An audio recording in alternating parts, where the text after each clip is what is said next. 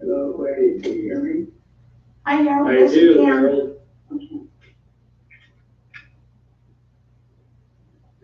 Thank you.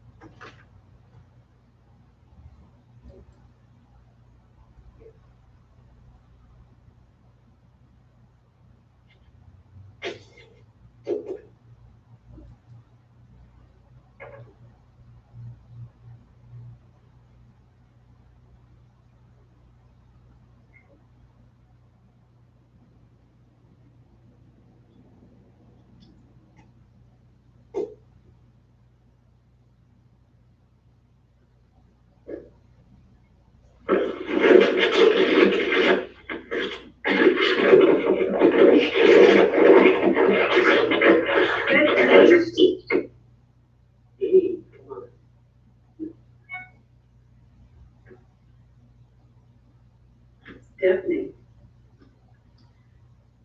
Jean has been muted.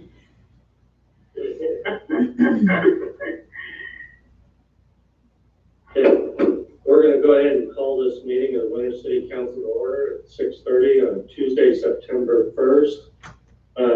Roll call, Tracy? Councilmember Anderson?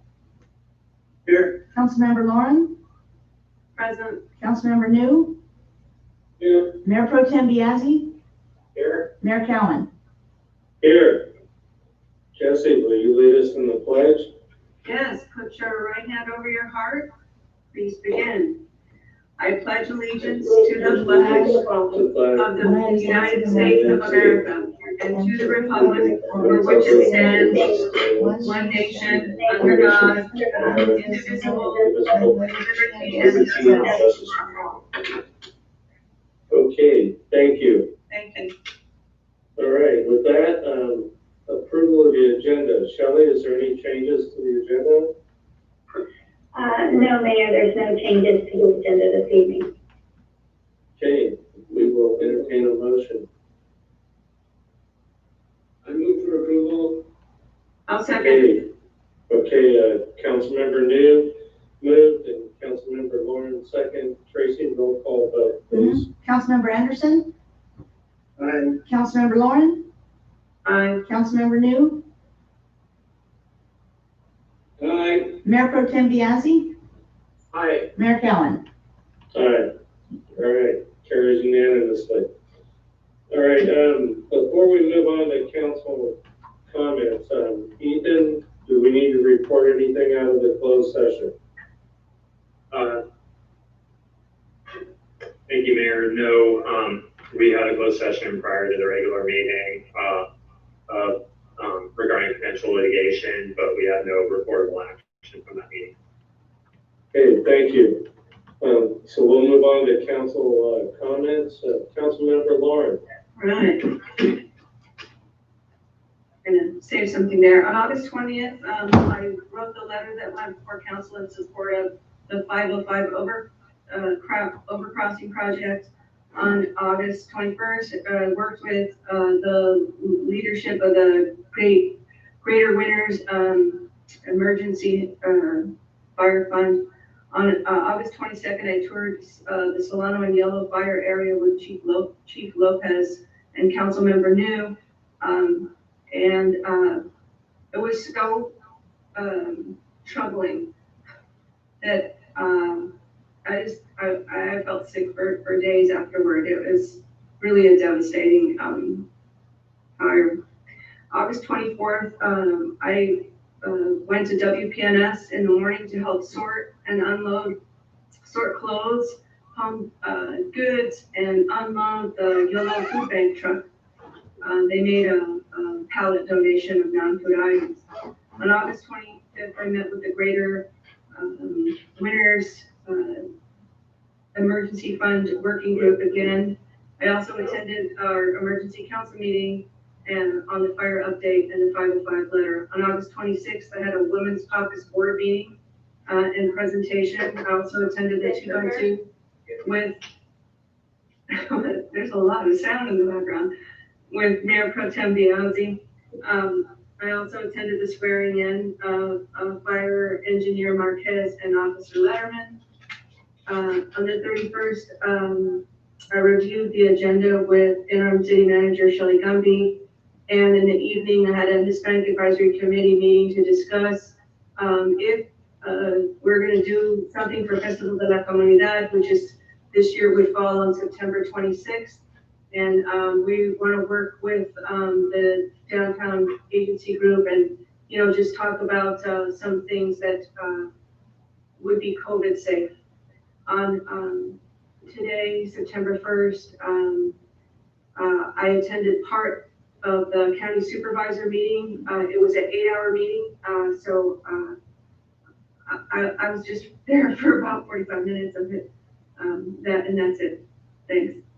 Okay, thank you. Councilmember Anderson. Yes, Mayor. I'd like to report back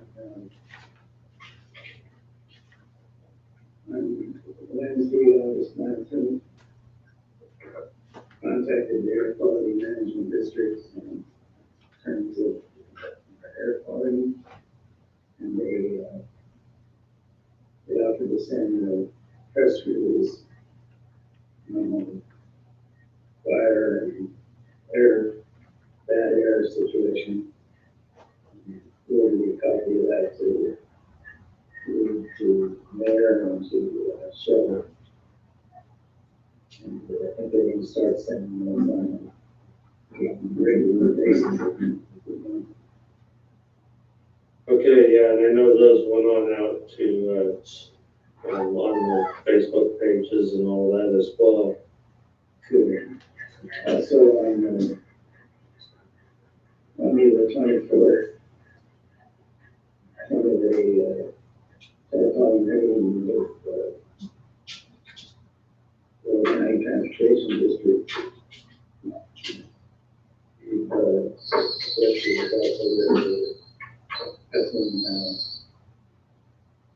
Comprehensive operating analysis for city winners operations.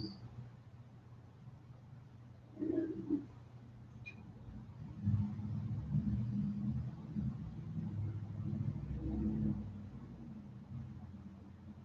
that's all I have to report at this time.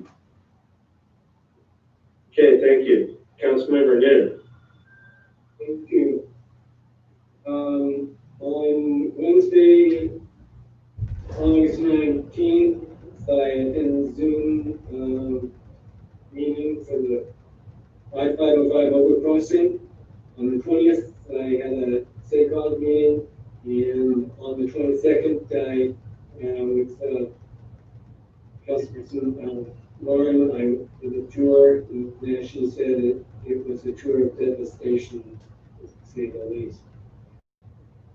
On the 26th, I had a Yellow County housing meeting, and also on the 26th, I attended the swearing in of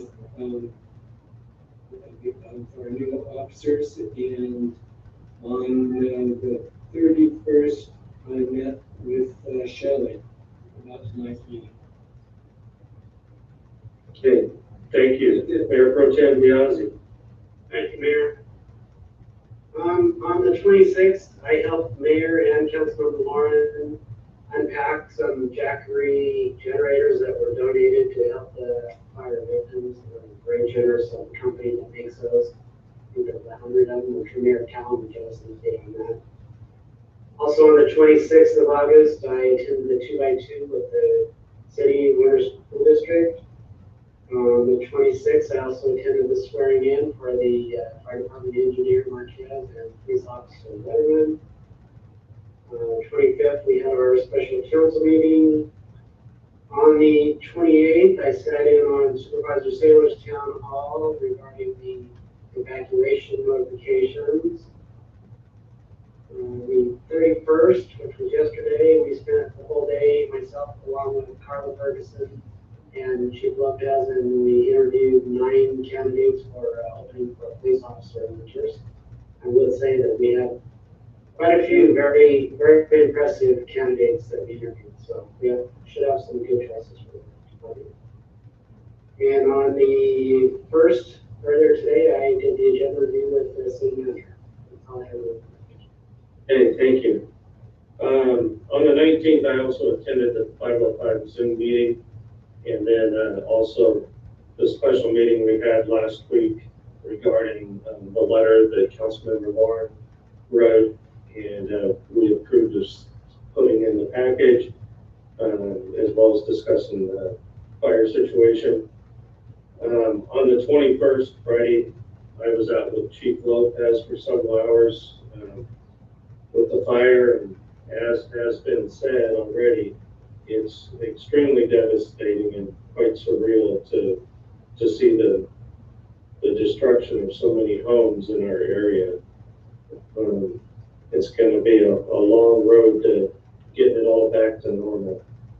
On the 26th, Kathy and I did go down to Fremont and we picked up these Jackery units. Jackery is the name of them. They're battery packs that are lithium-ion battery packs that are small, lightweight, 7 pounds a piece, that can be charged off of a regular 110 outlet or off your car cigarette lighter or off of a solar panel. We also got 50 solar panels donated to us by this company. These units are real good for fire victims that need to be able to run a computer or charge a phone or operate a couple of lights in a trailer if they're trying to stay on their properties. And they're free to any fire victims, and you can contact either Councilmember Lauren or myself to get one. And all we want is your name and address, so we know they went to fire victims. And I just want to thank Julie Wang from Jackery for donating all these. And we're going to also be distributing these through Yolo County, Don Saylor's office, and also Solano County with Supervisor Vasquez's office, so we can get them out to as many of the folks as we possibly can. I've also had a meeting yesterday with Shelley to review tonight's agenda.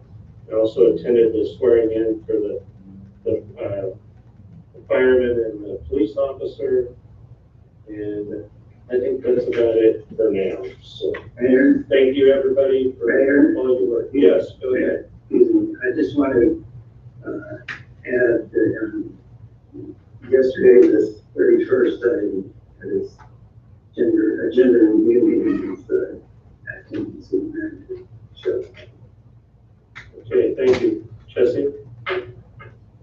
You're muted.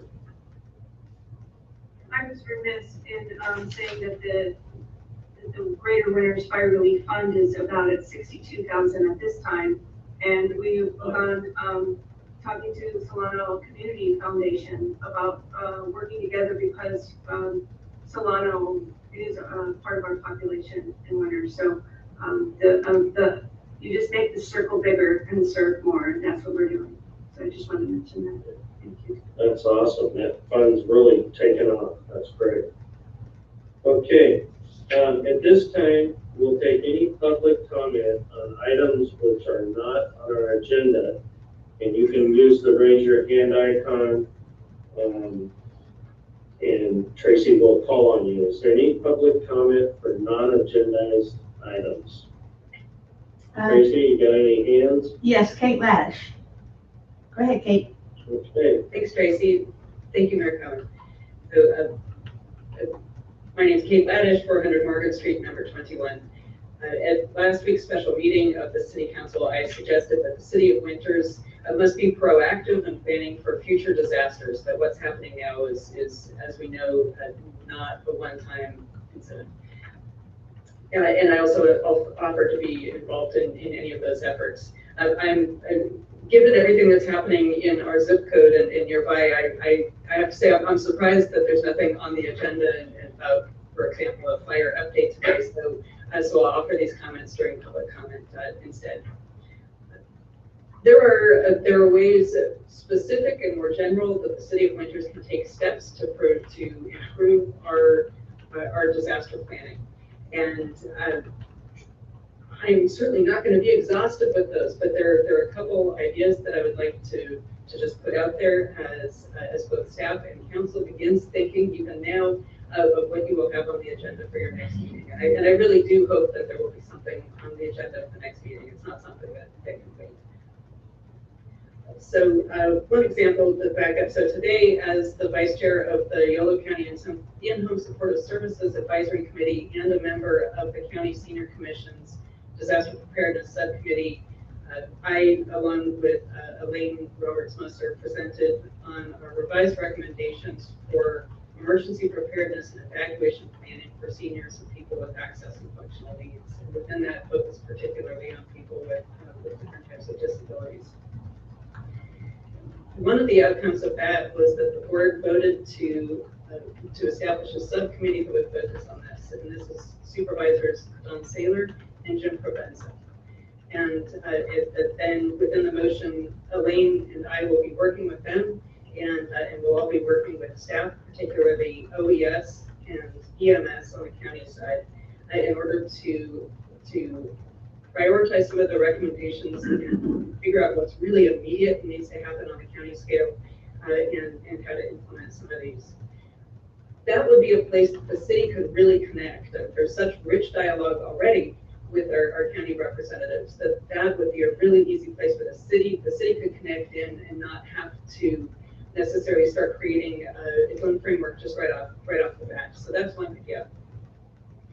Elaine and I would welcome the opportunity to present on some of what we've found. It's a project that's been going on for more than a year. We would really welcome the opportunity to come and present that as an information item to the Winters City Council. That could give an idea of some of what the discussion is on the county scale, again, so that the City of Winters wouldn't have to necessarily reinvent the wheel on some of it, and the city would, I'm sure, have really valuable input that wasn't necessarily happening on the county level. So that's something that we welcome the opportunity to do. One of the things that was in our initial set of recommendations that went to the Board of Supervisors on January 28th was a set of recommendations for each of the local senior commissions to start working on disaster prep recommendations. And hats off to the Winters Senior Commission for hitting the ground running even before the Board of Supervisors had finalized our initial recommendations. They started working on this in I think December. And so something else that the City of Winters could do is to make sure that just kind of touch base with that commission, make sure that dialogue is ongoing. Even though the project that I've been working on through both this Disaster Prep Subcommittee and the In-Home Supportive Services Advisory Committee are focused on seniors and people with different disabilities and within the access and functional needs umbrella. And everything that we come up with will actually help really the general public, like increased alerting, this sort of thing. There are other pieces of the puzzle that are not necessarily explicitly addressed in what we're doing. For example, something that I mentioned today at the Board of Supervisors meeting is that language can be an access and functional need. And so to make sure, since not everybody's going to speak just the same language, to make sure that everybody in our community can be best served when there is information that goes out that is in a form that will work for them.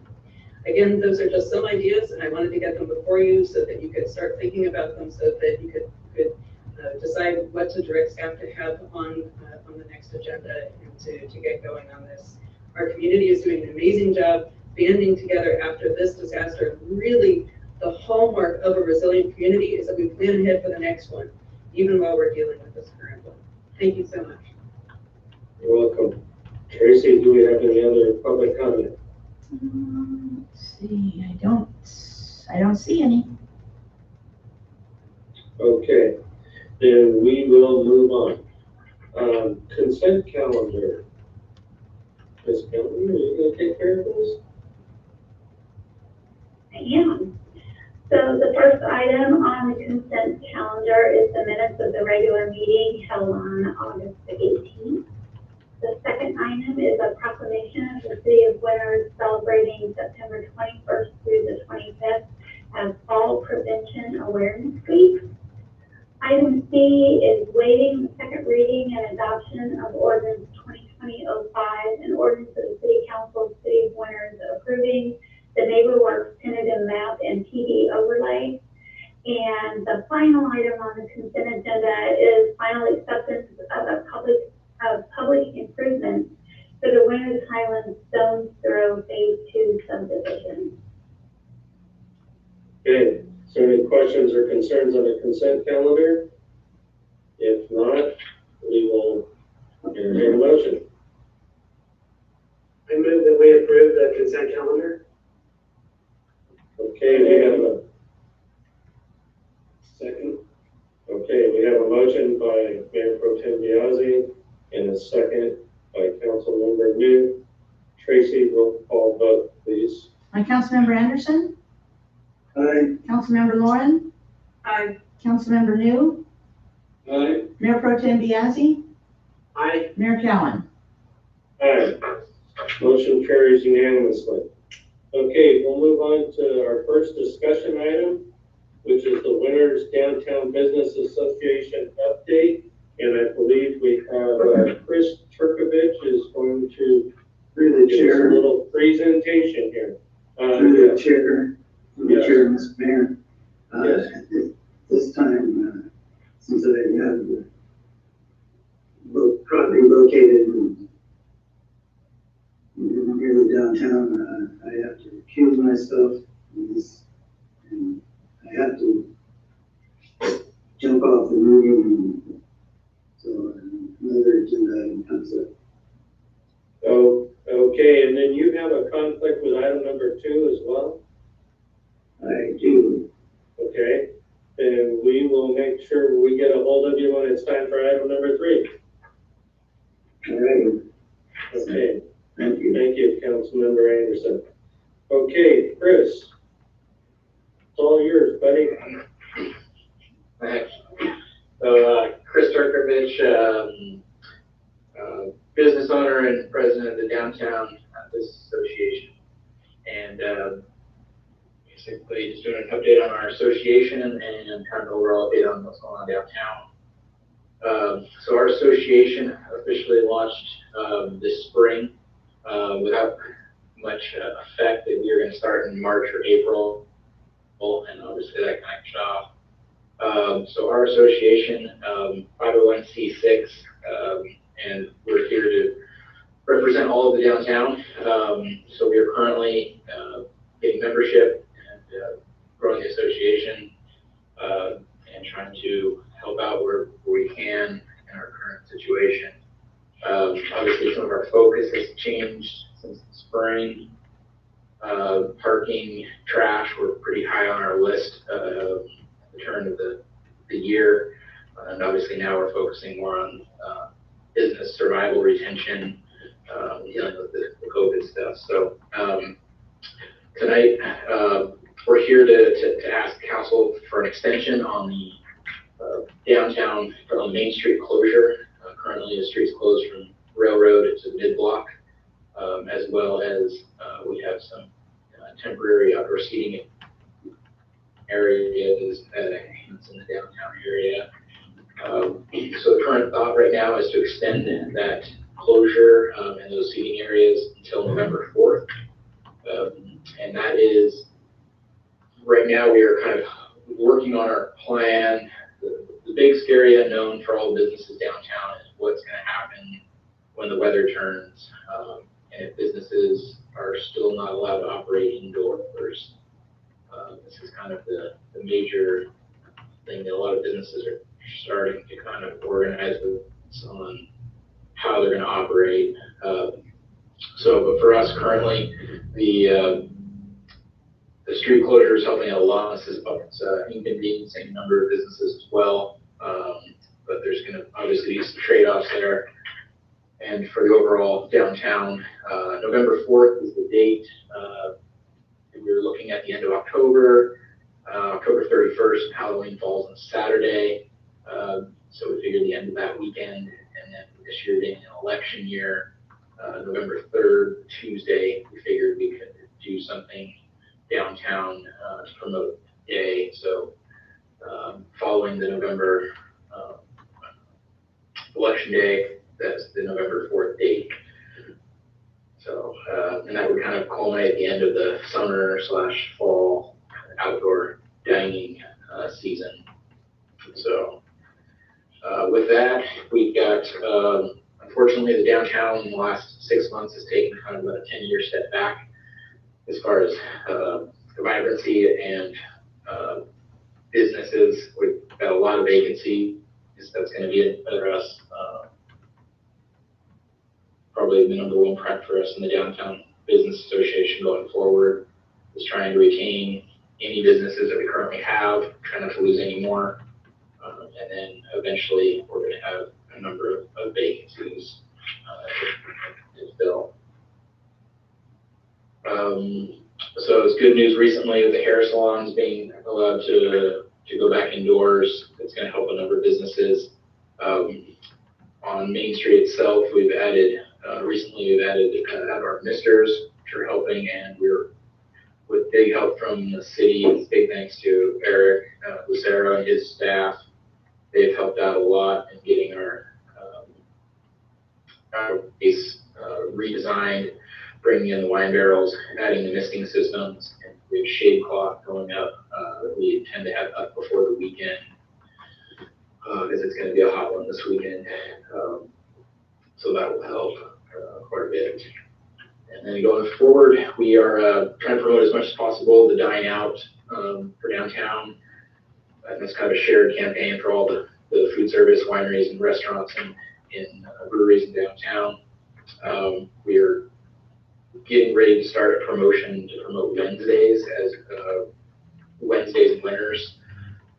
So you should start to see a number of establishments starting to promote things on Wednesdays, which is a very light night and day for downtown establishments. So we're working on a coordinated effort to promote that. And then, yes, briefly, there was some, in the last day or so, some discussions with the Hispanic Advisory Committee about working together on the Festival of Comunidad for September. And I think there's going to be, we can work something out there to keep that festival going, to kind of help out some of the businesses downtown and do it in a less COVID safe manner. So with that, I can answer any questions. If anybody's got questions or like any further information, we're also requesting some bid reimbursement funds for some of these alterations for the outdoor seating spaces, as well as some COVID supplies for that downtown street closure area and outdoor seating areas. With that, any questions from you guys? Okay, is there any questions from council? Councilmember Lauren, unmute yourself. I have to mute myself because my dog will bark every now and then. So far, not online. But Chris, I wanted to say that I was really excited that you mentioned the Festival de la Comunidad, but I didn't want people to think that we were gonna have an actual festival. So I wanted to just have a chance to fill in, that instead of the Hispanic Advisory Committee, sponsoring people cooking the food, we would be asking the restaurants to join together in, their version of carnitas, or pulled pork or what have you, and all the restaurants on that day. And then so people could come and buy food from the restaurants, and then we're just hoping that the restaurants generate enough money for themselves. We're not asking to make any profit or asking for any donations. We just want to help the businesses that have always been there for us. And we don't want to promote any large gatherings. We just want to sell food, have people pick it up, and just try to enliven the downtown businesses. So I just want to make sure that I clarified that. And I'm really excited about the downtown business district. So good job. Thanks. Yeah, definitely. There's a lot of details there that we can work out, but I think between the businesses and Hispanic Advisory Committee, we can figure something out and keep that moving forward. Okay, anybody else? Go ahead, Mayor Pro Tem Biasi. Yeah, I just wanted to say, I'm happy to see that we have the Downtown Business Association formed. You know, that was one of the big recommendations coming out of the parking study that we did, that we did this, and there's a whole list of things to tackle, but I know right now the important ones are keeping businesses downtown, trying to keep as many there as we can and fill the vacancy. So thank you, Chris, and everybody else on the group that's been working on this. I would say that request for $4,500 for bid money, you know, I think that's a great use of the bid funds to help, you know, pay to have all that tables and shade and everything we have downtown to try to attract more people. I think that's a great use of those funds. Good job. Yeah, we probably gotta put that on an agenda as something we vote on for the bid funds, as well as the extension of the road closure. So between the city manager and Tracy, maybe we can make sure that's on our next agenda. Will do. Would be great. And what was that? Will do. Okay. All right, thank you. Is anybody else, Tracy, is there anybody from the public that would like to speak about the Downtown Business Association? No, I don't see any other hands or chat feature. Okay. And then also just real quick, I'll just read. what, Go ahead. yeah, just to clarify on the association itself, we are, our association is mirroring the city's downtown master plan. So we're representing any property owner or business, any property or business in the downtown master plan area. So currently we have members that extend down to like patio 29, for example, and then all lengths of the downtown. So if anybody's interested or wondering what qualifies or does not qualify, we're referring them to the downtown master plan. Okay, great. Yeah, as Mayor Pro Tem Biasi mentioned, we're really glad to see this get off the ground, and I think absolutely our focus right now has just got to be trying to retain the businesses that we have left, and keep the ones we have left viable through the COVID issues here. So that's got to be the main focus right now for sure. Is there any further comment on this item? Okay, seeing none, thank you very much, Chris. We will move on to item number 2, which is the memorandum of understanding with Valley Clean Energy for electric car charging stations. So I think Eric Liddell is going to take the lead on this discussion. Okay, I will, if you can hear me. Can you hear me? we Yes. can. Okay, I'm not going to attempt to turn on video because I'm having technical difficulties and I'm afraid I'll lose you. So if you do lose me though, just vote aye and everything's good. So good evening, Mayor, council members. I'm coming tonight to ask council's approval for the MOU with Valley Clean Energy to install charging stations for the cars over in the public parking lot next to the hotel. And one, so the idea basically, we put sleeves in at the parking lot for 3 different locations. And as a part of the Rule 28 underground and electrical alley, we're going to pull power into one of the islands there so we can put a transformer in, upsize it to 480 volts, and then we'll be able to put one of those superchargers and then 1 or 2 other of the regular chargers in the parking stalls in front of the hotel. And then we're looking at putting one over at City Hall as a part of this project. And what this project is as I'm sure you've seen, the $150,000 that we don't have to match. It's kind of one of those, why wouldn't you do it other than, just getting busy and getting it done. But there's no match to it, and it's, we're basically pigtailing on the City of Davis, Woodland, which it was kind of the fund that was already going, and Elliott Landis was the one that got us involved in it, and has actually done all the legwork, figuring things out. And so if you guys think this is a good idea, give him the credit. If you don't, blame him as well.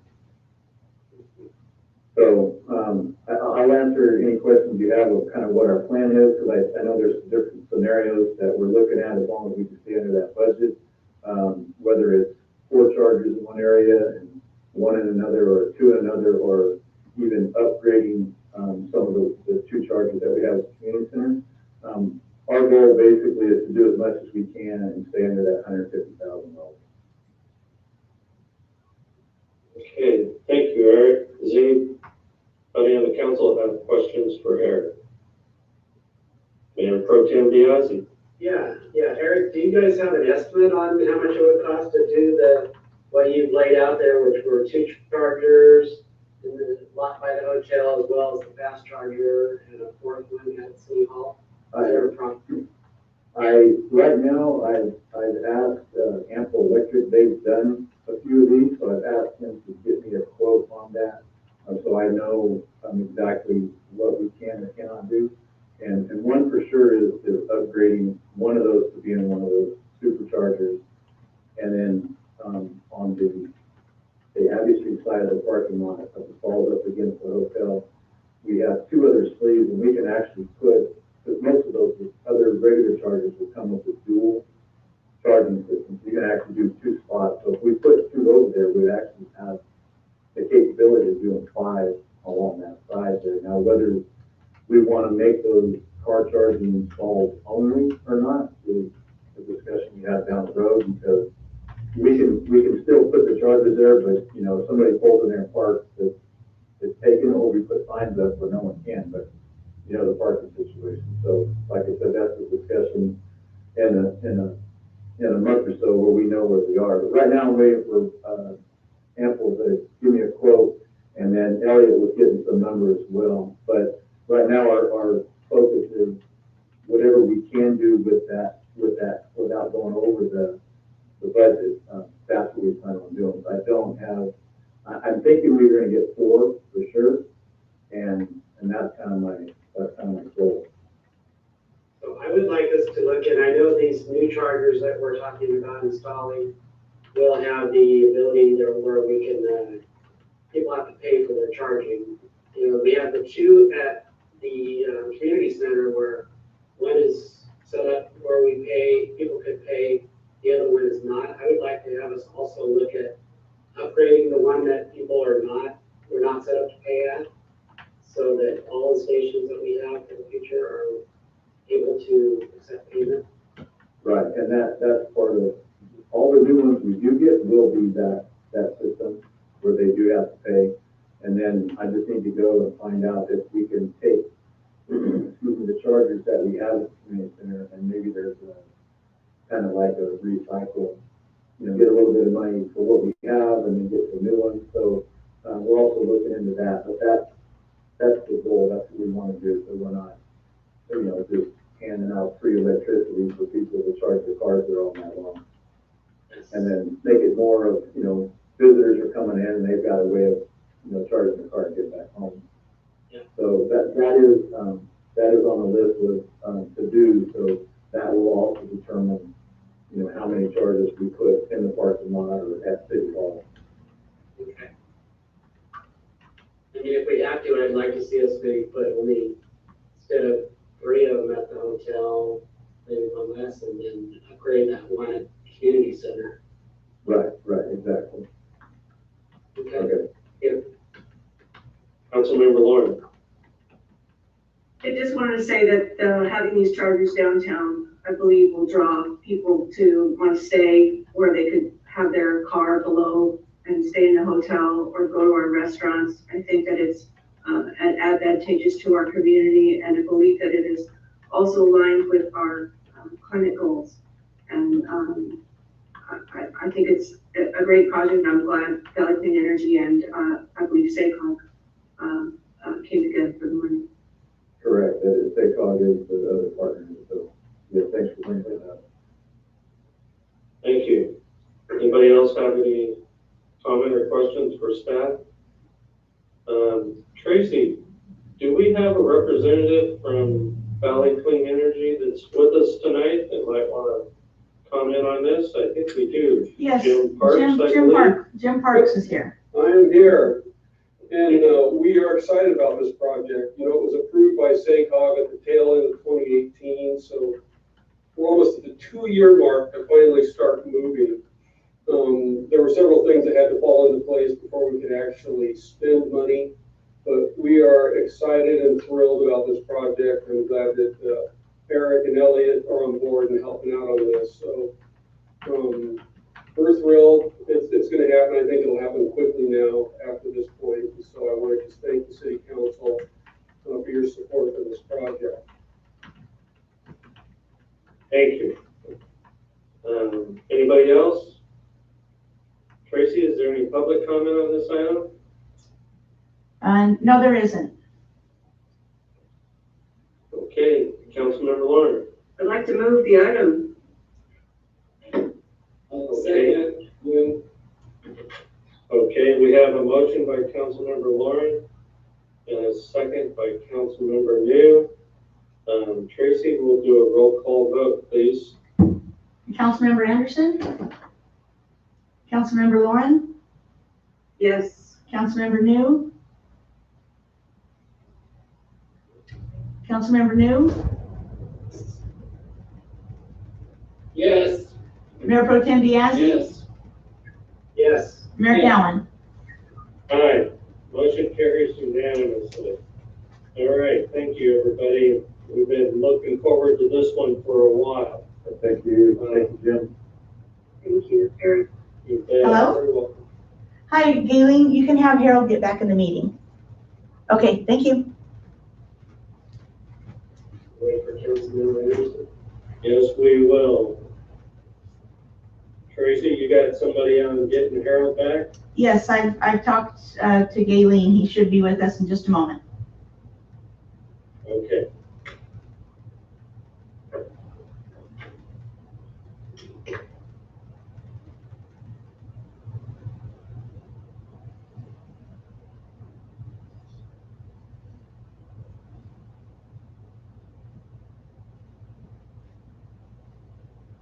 Wade, can you hear me?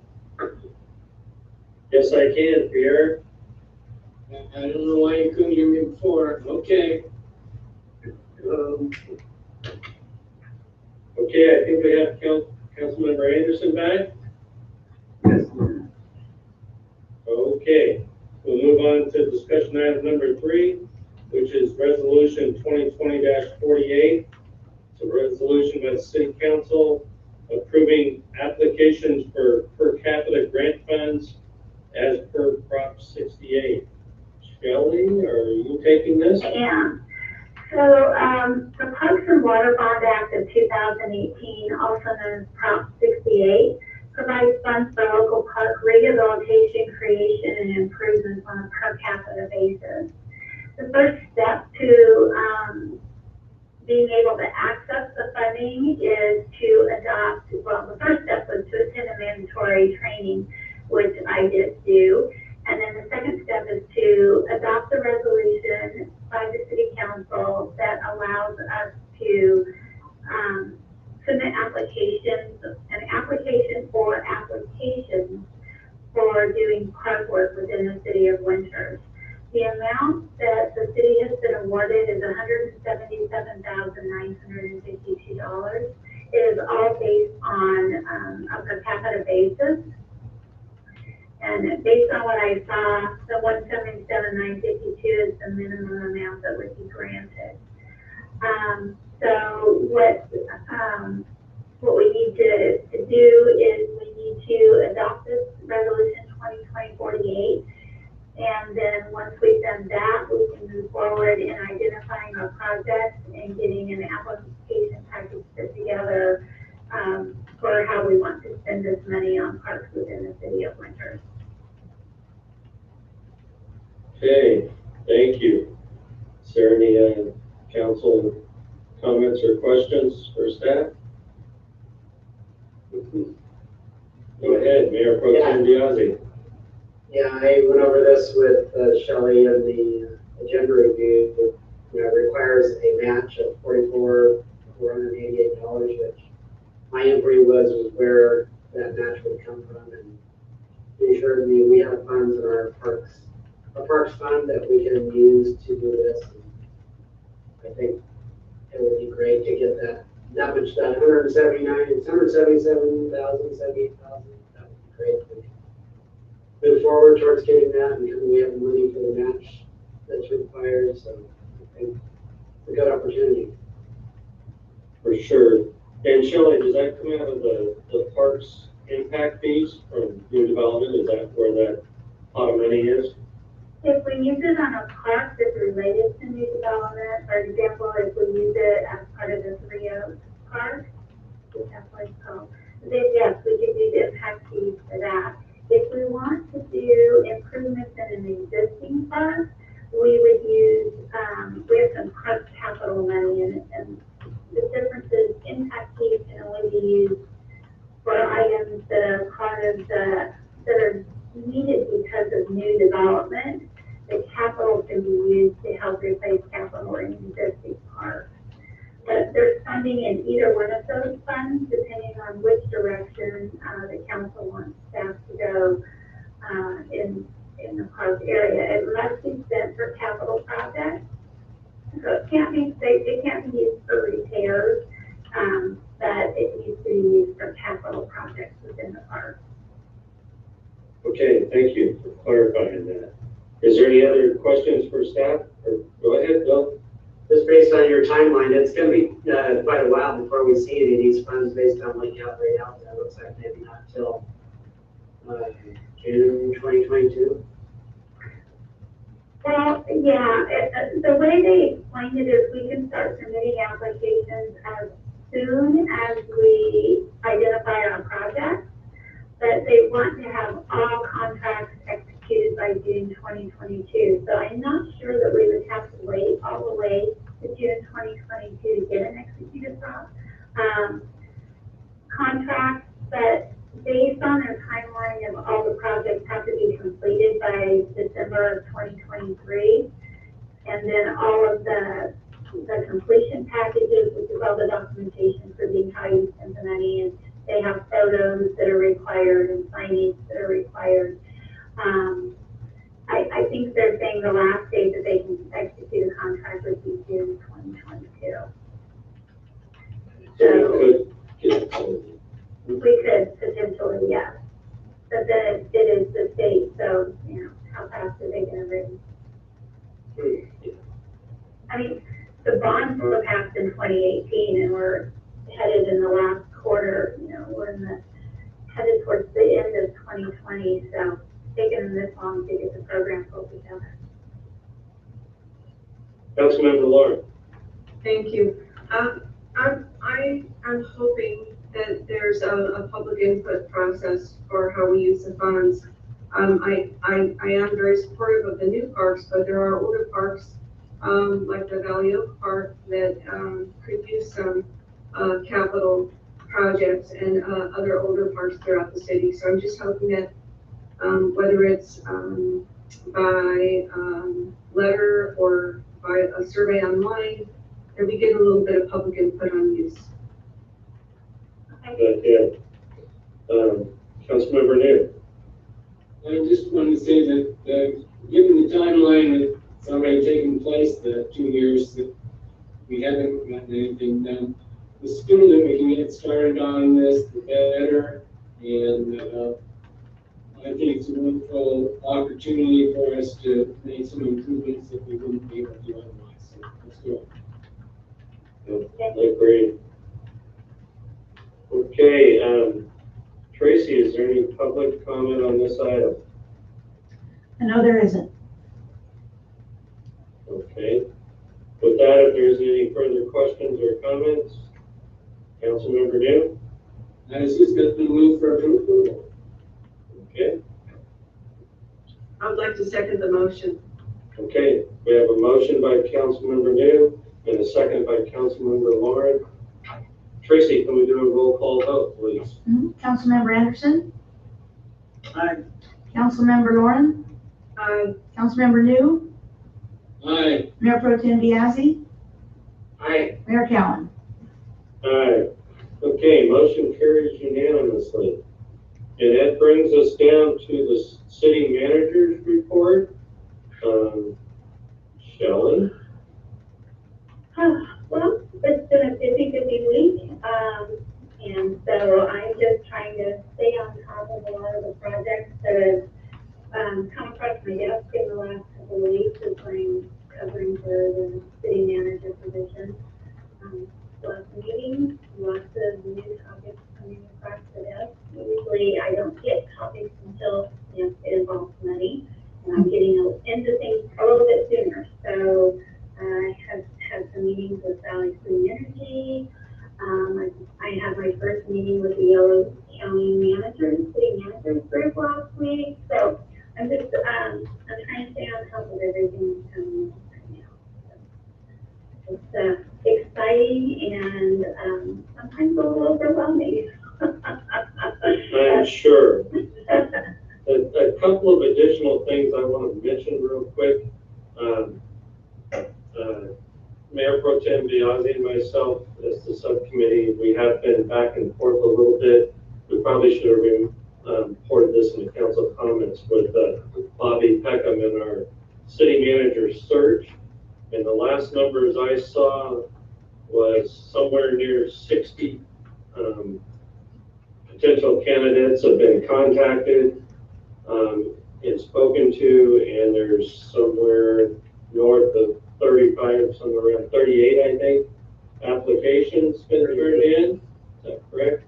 So there's quite the pool out there, and she's going to be weeding through those and getting them to us here pretty soon. And we've also had, I believe it was 33 responses to the survey that was listed in the paper and on the website. And we would definitely welcome some more response from the citizens here in Winters about what they'd like to see in the new city manager. If you could go to the website and fill out that survey for the city manager, that would be great. And then I'd also like to request, going back to some of Kate's comments, that we do have an update on the fire situation at the next meeting, and an opportunity for her committee to do a presentation, an information item on what she's been working on with OES and the county. I think that would be good for everybody to hear. So if we could get that added to the next agenda as well, I would like to do that. Councilmember Lauren. Mayor Cowan, I really appreciate you circling back to Kate's comments from the beginning of the meeting, and I wanted to just use this opportunity to direct staff to investigate improved emergency preparedness with the county via the 2x2, and I'd like to direct staff to have a way of reporting and bringing back those items in a public meeting so the public can hear what is happening in that ad hoc committee and how it will benefit winners. Yes, that would be good. I know we didn't have either the police chief or the fire chief with us tonight, so we'll make sure they're available next week so they can both speak to that as well. So is there any other comments from council or Shelley? Anybody? Okay. With that, then I guess we're done. We will adjourn the meeting at 7:22. Thank you, everybody. Thank you. Good night. Thank you. Right.